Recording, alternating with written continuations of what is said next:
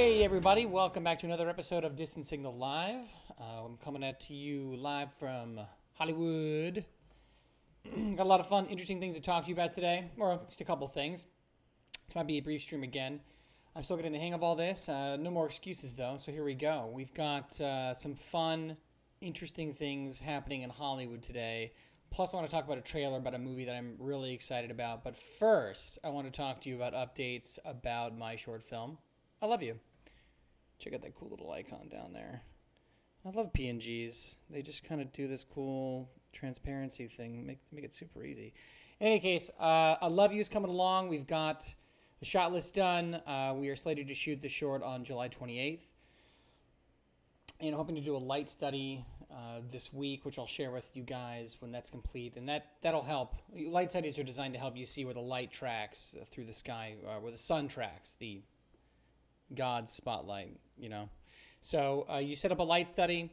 You take a photograph every 10 minutes or so to see how the light's going to change in a given area, and that helps you determine how much of the natural light you can use, if it's going to get in the way, yada, yada, yada. It's really helpful. So I'm going to do it next week because I plan on shooting it using mostly natural light, and I'll be inside, so I'll have to know how the light's going to be changing as you know, as the minutes go by, because the light's angle changes about, the sun's angle changes about every 5 minutes or so. So it changes pretty quickly, even though it's a little hard to see over the course of time.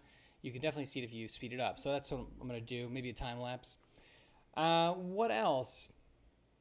I'm trying to think if I can impart any words of wisdom for doing a short like this. I think my best piece of advice for getting something off the ground is to set a date and go for it. I think that one of my big problems as a filmmaker has been sort of having these nebulous kind of, we're going to make something at some point soon. And it's just not very effective for getting projects going on, getting projects off the ground. I mean, obviously money is the best thing to have to get projects off the ground, but setting a date and a list of things to accomplish and a time by which to accomplish them is probably the next best thing to having money. A goal and a date to finish that goal. And when you can do that, then you can start putting the pieces together. And so we've got some equipment lined up, and we got still Danny and Bell are still going to be on this. I'm still wondering if my DP is going to want to do this. It might just be me shooting it this time. I'm not sure. So I might have to pull a milkshake and do it all myself again. Another hurdle I've got to overcome. I've got to build better teams. I think that's really important for filmmaking. Team building is integral. Usually, I've just gotten so used to doing things on my own for YouTube that sometimes I forget that I have that option. Next, we have an update for my other film, Changelings. That's a slower process. That's a much bigger film. I just finished doing a budget for that a few days ago, and it came out to a whopping, I think the first initial budget was $25,000. It's too high. I think it's way too high. So I've been pulling it down, seeing what I can get away with, because we have this creature transformation in there. Ideally, if I could do this, if I could afford it, it would be something like American Werewolf in London, seeing full body transformations. But it isn't necessary to tell the story. And I had the pleasure of talking to a really good special effects artist, Vincent Guastini. He's done a lot of horror movies. I believe the ones that I can remember are the VHS series of films, really just excellent prosthetic work and special effects work. And for the simple transformation, or at least in my mind, what was going to be probably a simple transformation, he ended up blowing the option of showing most of it, or even 10 to 20% of it on camera, just because it was going to be so expensive. I think he said conservatively to do a creature transformation, it's like $50,000. So it's more than twice the budget for the one effect, or the couple of effects that I wanted to do that he would have to create. And it's because they all have to be custom. When you're doing horror stuff, especially with prosthetics and whatnot, if it's a close-up, it's got to be custom. It's got to look like the guy or the gal that you are trying to replicate. And so I knew at that point that I was probably going to have to, I'm definitely going to have to choose to hide most of the transformation. And so I've been trying to come up with some clever ways to do this creature transformation to make it look scary and believable, not hokey and cheesy, and not just rely too much on gore. So I've got to try to pick the 3 or 4 shots that really sell the story. And to Vincent's credit, that's all he really talked about. Is, does the effect serve the story? How many of the effects do you need to tell the story effectively? And are you being vain essentially by showing too much stuff? You're getting wrapped up in your own how amazing you are, like showing that you can pull off these amazing effects. Because if it's grotesque or if it's gratuitous effects work, it doesn't serve the story, and eventually the audience gets bored. And I could see what he was getting at. It was a good reminder, because when you're making something on your own, especially when you have to do everything yourself, you get lost in the details and you forget that it's all about the story. And as soon as you stop remembering that it's all about the story, you let things like special effects take over and you have a very empty movie. So Vincent had some really great advice. Following that advice, I'm going to pick 2 or 3 shots that I can show realistically and that I can accomplish to really sell the effect. And I've really got to create a lighting scheme to hide most of what's occurring. And a lot of times that produces a superior effect. I mean, if you look at The Thing, John Carpenter's The Thing, a lot of the monster was always hidden in shadow. It was always about what you didn't see. And that was a lesson reiterated to me by the owner of the reality TV company that I worked for the show The Dead Files. It was Jim who reminded me that it's always what you don't see that is the scariest thing. And that's why you see in Dead Files, there's a motif of a light sort of passing. We call it the light pan, the light swoosh. And the light sort of pans over the scene, and just beyond it is darkness. And it's that the unknown just beyond the edge of that light. That's the scariest. That's the scariest position to be in. Especially in a horror movie, right? You're in the movie. You're Ripley, and it's alien, and you're in space, and the lights are flashing, and there's steam everywhere. You can't see what's around the corner. That's the moment. That's the terror. And so I'm gonna have to reformulate the scene in order to not show almost anything, and trying to still convey something really scary. So it's a different kind of challenge. Instead of having all the money in the world to make something amazing happen, and that's challenging technically, this is going to be a challenge narratively. I need the minimum number of essential elements to tell the story, get out. And that's good. That's a good rule of thumb for all scenes, but when you're making an effect, you really want to sell that effect, and you get lost in needing to sell that effect. What else? We've got casting happening for Changelings next week. We should be somewhere in Hollywood. We've got about, what was it? I put up the sides 2 days ago, and on this website, this great website called Breakdown Services that helps you locate talent for the project.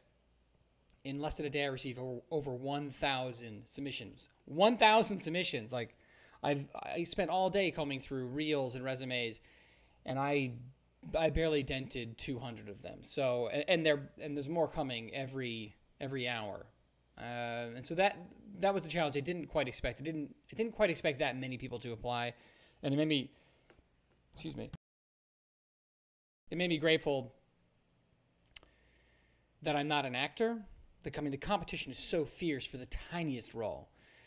And so I had a lot of, I was feeling a lot of empathy for actors yesterday, just going through all these resumes. And I've got to go through, 100 or 200 more tonight. And I've got to choose by tomorrow the actors that are going to be coming in for the last two roles I've got to cast, June and Fiona. We've already got two key roles cast. We've got Dan Warren, who's going to be playing Father Smith, and Tony Christopher, who will be playing the mother, Judith. And so I'm having to take into consideration casting a daughter part for the first time. So I have to, does she look like Tony? Would she look like Tony and her hypothetical husband? So that's been a challenge as well. And what else? I broke down the script. We've got a lot of elements got to start putting together over the next few months to try to get this off the ground. And then I'll be revealing, hopefully, a Kickstarter page for Changelings soon, both on Steam and on one of the more mainstream platforms like Kickstarter or Indiegogo. And I'll be talking a lot more about how I want to, how Changelings is really inspired from a lot of the horror movies that I saw growing up, especially John Carpenter, who I'd love to do a special on. I just think that he is such an underappreciated filmmaker. The man does it all. He can compose, he can direct, he can write, or at least he used to. He's on tour now. He's just sort of focusing on music. So I don't know if we'll ever see another film from John Carpenter again. He's pretty old. But he's probably been my biggest influence as far as filmmaking goes, or one of the biggest influences, because you look at him and you realize like just how amazing and how talented he is, and how simple his movies are. And that's not a put down. His movies are simple, but they're just really effective. They're exquisitely executed horror films often. Like The Thing is so good as a sci-fi movie. Yep, I just lost my picture. Isn't that exciting? Well, we'll keep talking here as we fix this. And what we'll do is instead we'll talk about the next thing. A bit of fun happened on Twitter recently with Evan Rachel Woods. I thought this was an interesting thing worth talking about.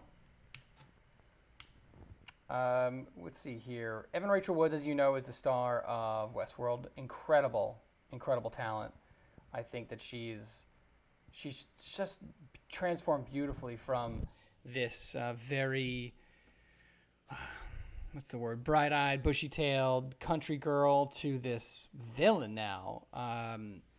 And she's just such an amazing talent on the show. And the show it's definitely my favorite show on TV right now outside of The Handmaid's Tale, which I would love to talk about someday, because The Handmaid's Tale is so exquisitely produced and so beautifully shot. I like how they chose to do something bucolic instead of like some torn. It's like a bucolic. What's what I'm looking for? Post-apocalypse, as opposed to the cliched. The city's all torn down. The bad guys have control. It's told in such a beautiful way that I love that stark contrast. But this is interesting. So Evan Rachel Wood said something on Twitter.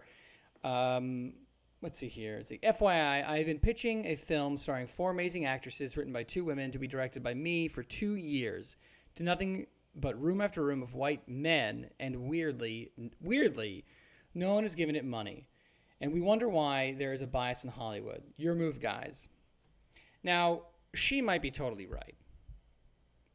I kind of want to give people the benefit of the doubt when they say something, because I don't assume everyone's lying to my face.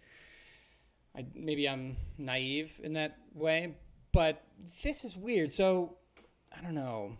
I just want to talk about this tweet for a second. So, I've pitched projects before.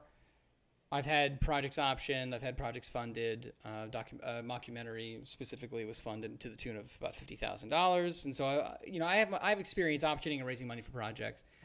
And I've been rejected a million times. And I could never really tell.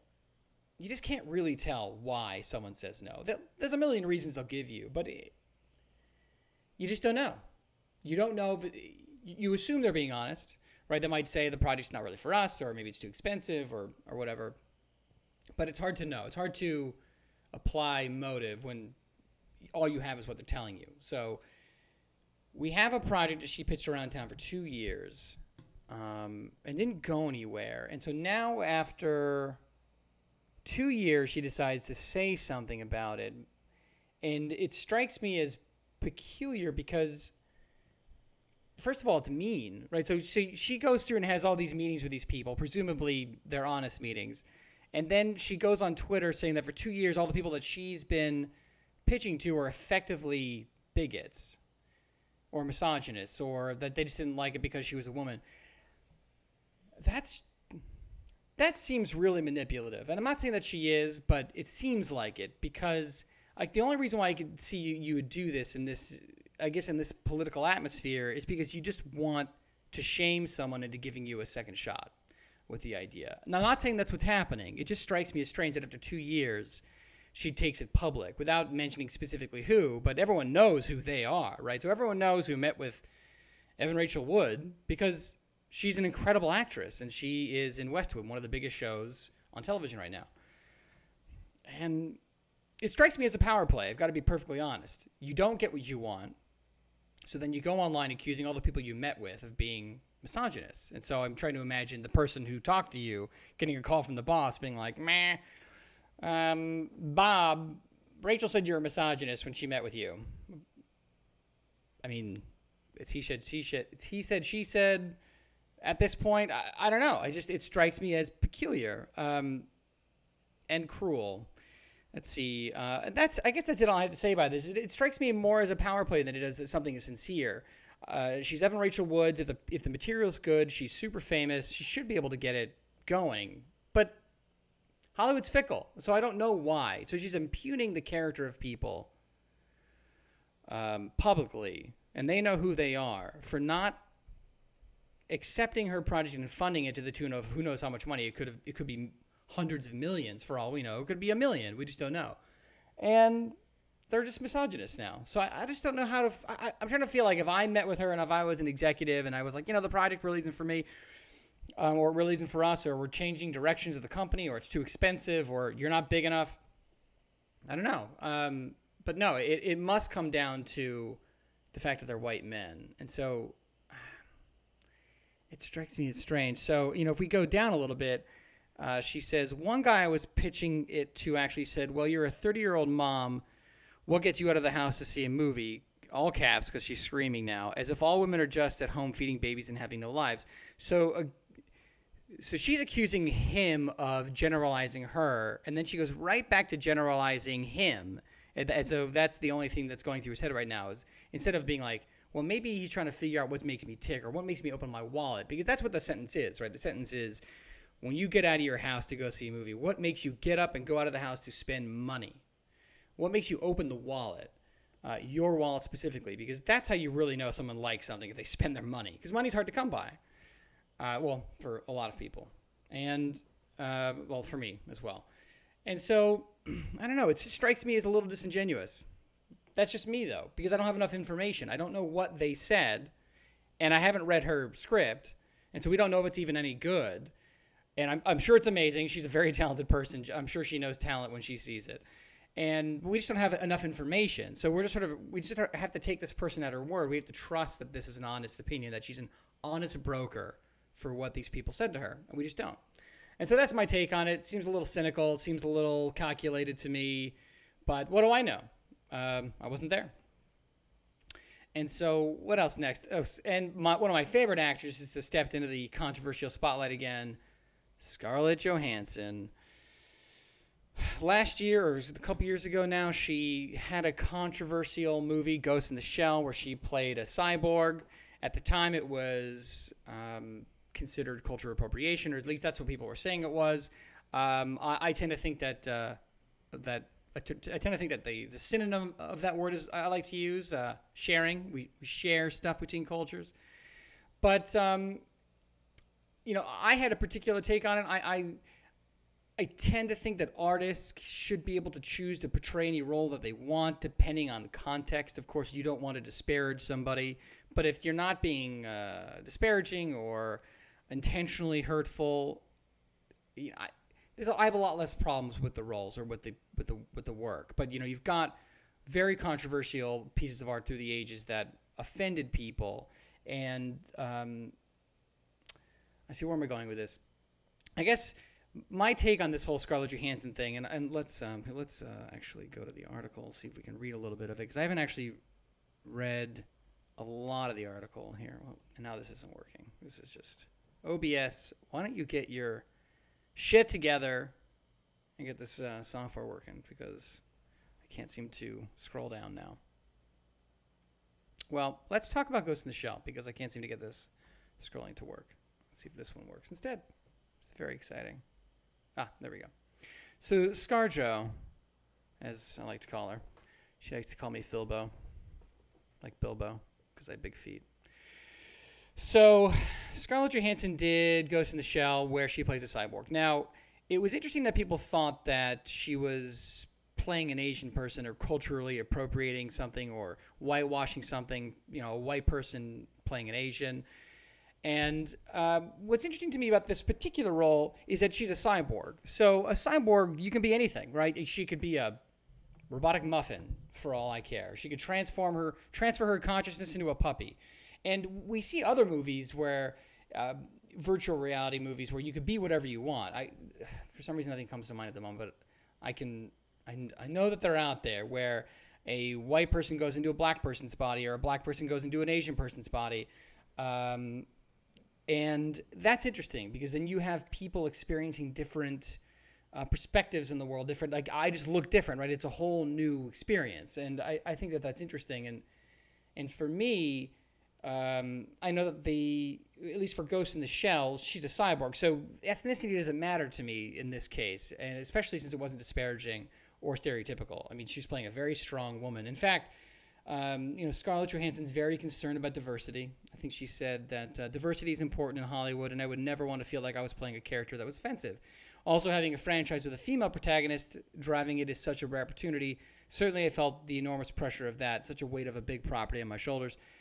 And I think that that's a really salient point. She's talking about, for her, the diversity issue for her is that it's a female role in a lead big action film. That's where she's choosing to sort of fall on her sword, if you will, or like not the hill she's going to stand on is this one. But you can't satisfy everybody.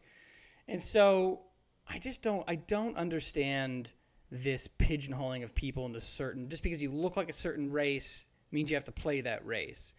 And you have a lot of, you have some really interesting people or roles that have been, you have other people who've stumbled into this debacle, like Joseph Fiennes here. Let's see, did this movie called Urban Myths. And it looks so bizarre where Joseph Fiennes played Michael Jackson. So I want to watch this with you real quick because it's so bizarre. Here we go. Oh, not an ad. Let's try this again.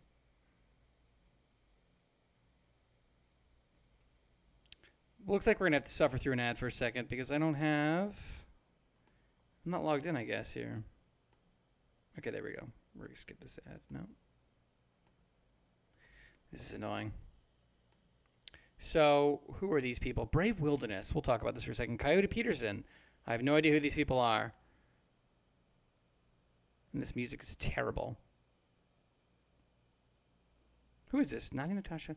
Liza Koshy. I feel like I have to watch all these people now. Oh my god, this ad is terrible. Who made this ad? Like, I have no idea what's happening. Is this VidCon? What is this? Oh my god, this is incredible. Oh, we have Marshmallow Head. I know who that guy is. Or girl. Or it. I don't know what it is. What is it? It's like Buckethead, but for DJing. Holy crap. Oh, YouTube on stage live at VidCon. It was VidCon. I didn't go this year. So, here's the trailer. I love him. Eddie Marsan, incredible.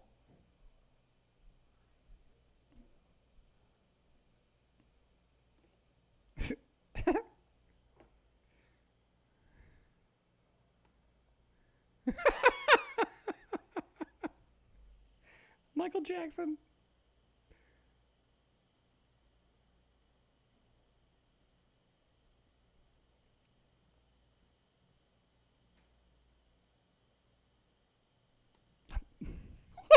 What's happening in this trailer? So you can see that this is weird. This is really strange. Joseph Fiennes playing Michael Jackson. Now, Michael Jackson looked very strange when he was alive. So, okay, we're gonna stop this. Hold on, before we go into the next horrible video. Oh my god, we're gonna have to remove this. All right, we're gonna delete this. Yes. So, God, it's such a strange issue. So Joseph Fiennes took a really big risk playing an ethnicity that he wasn't. And I think Joseph Fiennes explains it best. What he's trying to get at is not something derogatory or hurtful. He looked at it as lighthearted comedy, and he comes from Britain, and Britain is a very colorblind society. And so I want you to hear what Joseph Fiennes has to say about this, because I think he just says it better than I can. But here we go. We're going to get another ad. I hope not. Okay.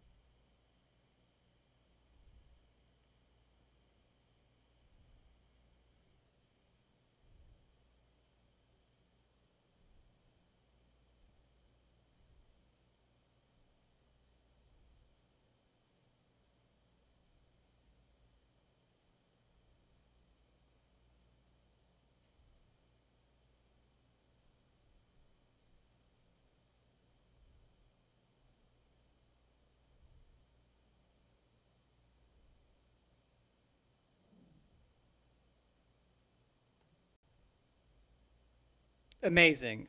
I just think that is like the most articulate. I kind of just want to watch it again and just talk about it. I want to pause it here there as it goes. No, no, Wix. Okay, you know what? Never mind. Something I thought he said that was interesting was that the two people who refused to see Marilyn Monroe as played by a black actress lacked imagination. And I tend to think that that's what's happening here is you have this Hollywood, or not Hollywood, but filmmaking is such a public thing, such an in-your-face art form that that I think people confuse it with a representation of reality, because it isn't. It's just not reality at all. And I know that filmmakers want to try to portray reality often as close as they can, depending on the project, especially with stuff where you're trying to, show a reality. You often do want to attempt to be as real as possible. It does lend authenticity, right? You don't want a doctor show talking about how many jelly beans make up the intestines, right? Because that'd just be unrealistic. That would be like some crazy satire land or some fantasy land, right? So if you want it real, we have to talk about Chem 7 and everything being stat, and I need the portable chest, and you need the right lingo. So that's important. Authenticity is important, but authenticity can be redefined. Like, are you talking about emotional authenticity and whatnot? So it's interesting that we have this movement in film to try to pin people into their ethnic roles, where any deviation outside of it is immediately branded as racist or bigoted or misogynistic or homophobic or whatever. And I give Evan Rachel Wood the benefit of the doubt that what she's saying is true, that maybe all the people that she met with are bigots. I would also like to take people like Scarlett Johansson and Joseph Fiennes at their word. That's when they say, you can tell that they're very sensitive about not wanting to hurt other people. And I think that intentions matter, context matters, and Scarlett Johansson playing a role that in the manga and in the whatchamacallit, in the anime, she's definitely an Asian looking cyborg. But again, she's a cyborg, so the context is that as a cyborg, she can be anything. She could be a man. It doesn't really matter. The major is a consciousness that happens in your head. Consciousness and identity is not contained necessarily in your physical body. It's up here, and it's a conversation between what's happening in your head and the real world. So identity is an interplay between you and what's in your mind and other people, and that really is what shapes identity. And so it's weird that people boil down identity into physical characteristics, and so I think that it does represent a lack of imagination, especially considering that the people portraying these or filling these roles that would otherwise go to people that looked like that or that were that, say in the case of the transgender controversy. I think that if we don't take Scarlett Johansson's intentions into account, then we're doing a disservice to, I think, art in general. We're not taking into account what the artist intended, and I think that is lost in these debates about people portraying other ethnicities. What is the intention? We break down intention in court, in law, with things like murder, things as serious as murder. What was the intention of the offendant? Was it vengeance? Was it a crime of passion? That often changes the outcome of a crime during trial. Was it premeditated? How premeditated was it? Was it first or second degree? Is it manslaughter? So like these, intentions matter, and I feel like that we're losing the capacity to say my intention was this, because it doesn't matter. You're sort of judged on this checklist, this preset, a set of ideas that says if you don't check off these certain boxes, then you are automatically placed into a category as someone hateful or whatnot. And I just don't think that that's fair, especially when you have there have been controversies in the past with art, say like this piece of art I remember called Piss Christ, and it's one of the most famous pieces of artwork ever produced, and this artist submerged a crucifix in a jar of his own urine. That is pretty damn offensive. I mean, I could see how that would be pretty damn offensive, like right off the bat. But he said, I read a little bit about it. He claims to not wanting to be offensive at all. He didn't expect the backlash that came, which I think happened a few months after the initial art was released because some outspoken pastor in the southern United States. Go figure. And I don't know, if we made art based on what offended everybody, or we avoided art that offended people, you just wouldn't have amazing art at times. You've got to go through the iterations of things that offend you in order to get to the things that mean something often. And sometimes the things that are most offensive are the things that mean the most. And so if we can't approach them and talk about them or use them or subvert them. If we can't subvert expectations or subvert societal norms, then you can't expect to have art that flourishes, I think, at all. And I think what you'll see as these protests continues, like with this transsexual controversy that she's currently in. Let's see if I can actually edit this now or interact with it. Nope, I just cannot interact with this. I'll have to find another article. So people are getting the lanes or the creative avenues that actors and that filmmakers can portray appears to be narrowing dramatically. And this is something I'm probably going to talk about in the future. I've seen some similarities between the Hays Code of the 30s and 40s and 50s in Hollywood to how some of YouTube's corporate community guidelines how they seem similar to me. And I think it would be interesting to approach YouTube as the new Hays and this sort of horizontal enforcement of what's what I'm looking for. I hate to use the word politically correct things. I just think that's a cliche. I think it's a terrible way of discussing problems that are just too nuanced. But where was I going with this? Artists like Josephine said, art and imagination and whatnot. If you apply too many rules to them, you end up getting something very homogeneous. So if we continue down this trend where people can only play certain things based on their superficial characteristics, and you get homogeneity, you're going to get there's just something about the art that you're just going to lose without the ability to subvert, like really dramatically subvert our expectations.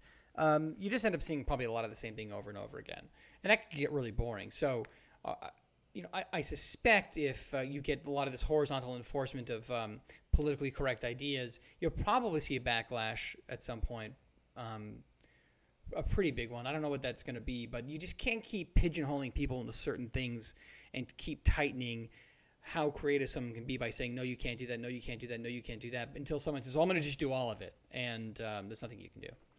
And so, I don't know. So this particular pitfall or controversy that Scarlett is now in, she's playing a transgendered man. I believe that's the case, where she is a woman who identifies as a man, and she got this role. And it's with the same director as Ghost in the Shell. So clearly these two people have not learned their lesson, if you will.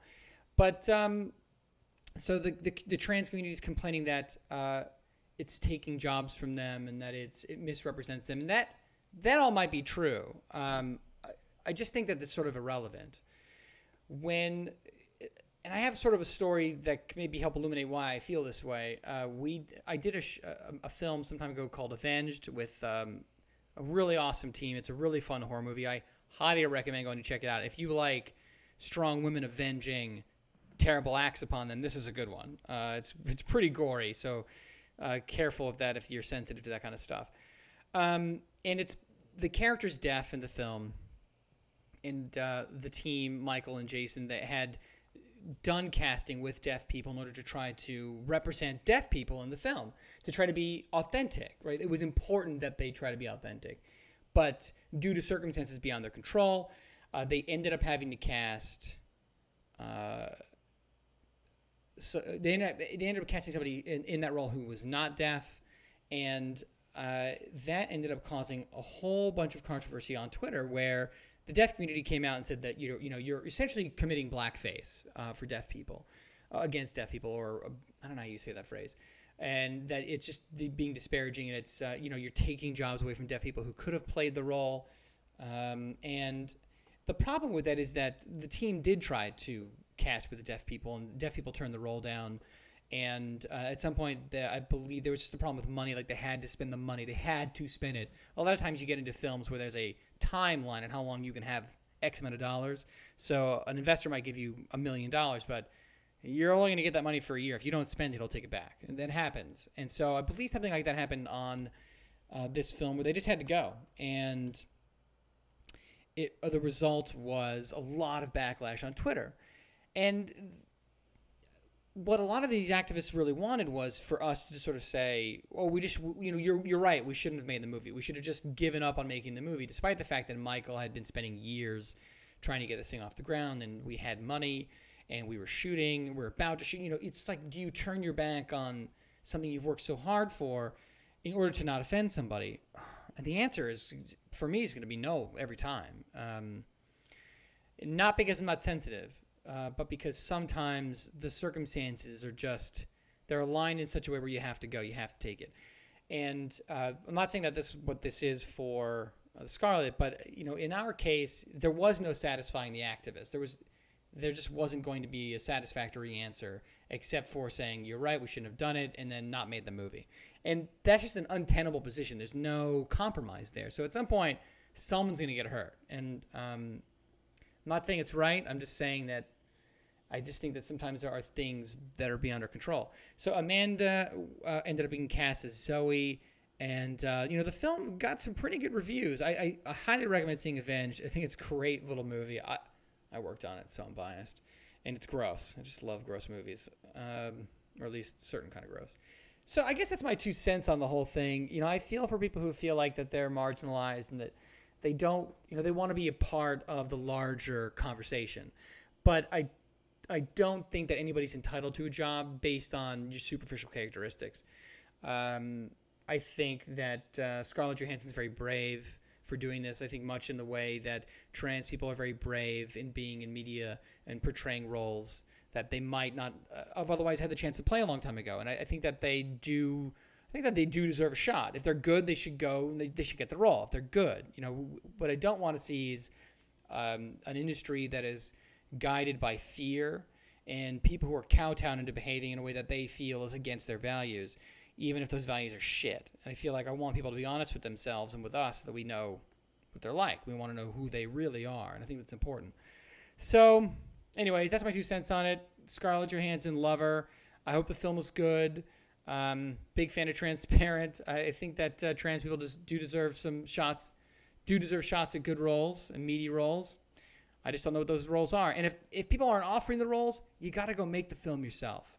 That's just the bottom line of it. If you're not seeing the material that you want, it's time for you to go make it, which is why I'm here, which is why I do this, even the streaming. I feel like I want to be able to talk about things, movies and whatnot, and things I think that interest me that, this wasn't possible, 10 years ago. And so, and I want to share my films with you. And I think that that's what's really exciting, is that we get to have a conversation about making movies and about the meaning of films and what excites you about art and film, and how this is a big dream of mine to make films, and still continuing that dream many decades later after I caught the movie bug, I don't know, 4th or 5th grade. And speaking of that, I want to talk about an independent film called Prospect. I think that this film looks really cool. So Prospect, hopefully, let's cross your fingers, guys, not a commercial. Let's cross the fingers. Nope, we're gonna do a commercial, but it's gonna be a short commercial. Who wants to see this movie? Who doesn't love Tom Cruise? How do you not like Tom Cruise? Look at this guy. He does these crazy stunts. He's a fine actor. He's insane. How could you not like him? He's great. I mean, I've seen that movie. I don't care what you say. Oh, here we go.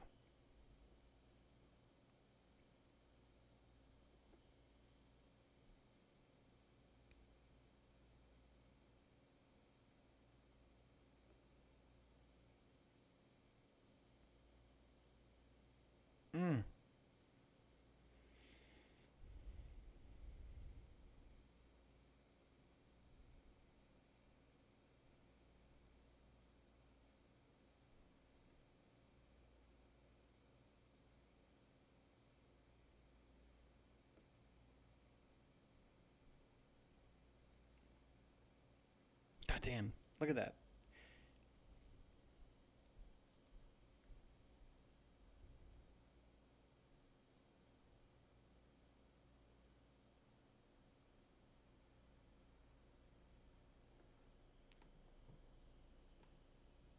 Now, I don't know how you can watch that trailer and not think that movie looks rad. It looks so cool. I love the grittiness of it, the lusciousness of it. I mean, you've got. Let's watch it. I'm gonna refresh it. Despite the fact that another ad will play, and I apologize in advance if another ad plays. Great. So hold on a second. I just want to stop this for a second. I just like that image alone. We have essentially what is a 50% opacity on 2 different layers of video. I mean, if you could look at it like that, it's a reflection, but you've got essentially in between 2 images. So you're making a new image. It's just very luscious. I love that. She's looking out into space, and then cut to this gorgeous tropical planet that humans are obviously colonizing. I just love how beat up. It just reminds me of the Star Wars, the old Star Wars episodes 4, 5, and 6, Blade Runner. It reminds me of The Thing. It just has everything about it just feels so real. Again, like this notion of authenticity. There's something that feels authentic about this to me just in the trailer alone. And I like how it's desaturated. It's not slick. The antiquated language. I mean, everything about it just feels like, it also feels like, oh, that's it, Firefly. Just another really great show. I believe Joss Whedon made that show. Yeah, Firefly, both the TV show and the film, it feels like that a little bit. I like how all the suits are different. Like that seems totally accurate to me, right? You would, if you're a prospector, you would be responsible for buying all your own equipment. So he would have a different suit than the other guy, and you'd have different guns, and you have different ways of mining whatever they're there to mine. See, look, her suit's totally different. They've like cobbled them together. That suit's different. Everything is different. I mean, look at the detail of the gun. Look at these beautiful etchings on the handgun. I mean, just the attention to detail in this trailer, I mean, I think it's just quite wonderful. Despite the budgetary constraints. It does look like it could be a low-budget sci-fi movie. I mean, look at the gun. The gun is styled in the fashion of really old, like, I believe pre-Civil War muskets. And you got essentially what looks like a steel block that's been cut and then milled instead of, say, forged. And I'm not sure how guns are made today, but this is definitely old style. I mean, you've got this sort of octagonal, 8-sided, 6-sided, hexagonal. Maybe it's 6-sided barrel. It's just so cool. I mean, look at that suit. That suit totally different. That suit's totally different. I'm into this movie. How could you not be in this movie? And then look at this. I just want to know what this is. This trailer is really good. I think so, anyway. Oh, someone's getting stabbed in the neck.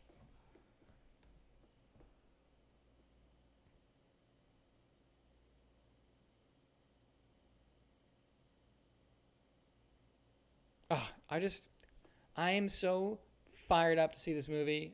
I know a lot of other people might not be, but man, that is just cool.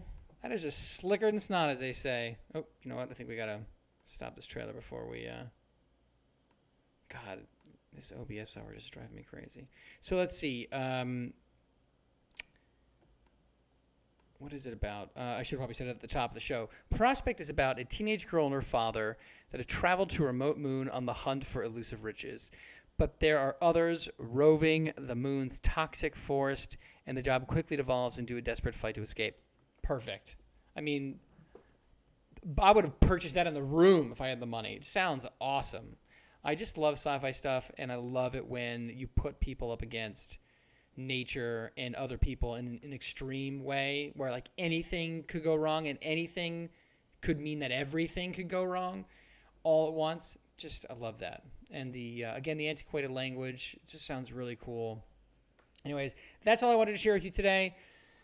Again, you can catch us up on DLive and on Periscope as well. Obviously, I'm on Facebook here. Please check out my Patreon page. Obviously, the goal for this channel is that I could do this full-time and forever, so I could entertain you people, you lovely, lovely people, whoever you are. I believe I usually have like a couple people watching at a time. And yeah, so let's talk about movies. Let me know what you want to talk about next time. If you have anything you are interested in hearing me talk about, feel free to send it my way. You can catch me again on DLive, Patreon, Steam, and I'm trying to think if there's anything else. I got to work on this rap out. In fact, what I should probably do is come up with a video that I could play as my rap out. Anyways, catch you later, guys. Godspeed.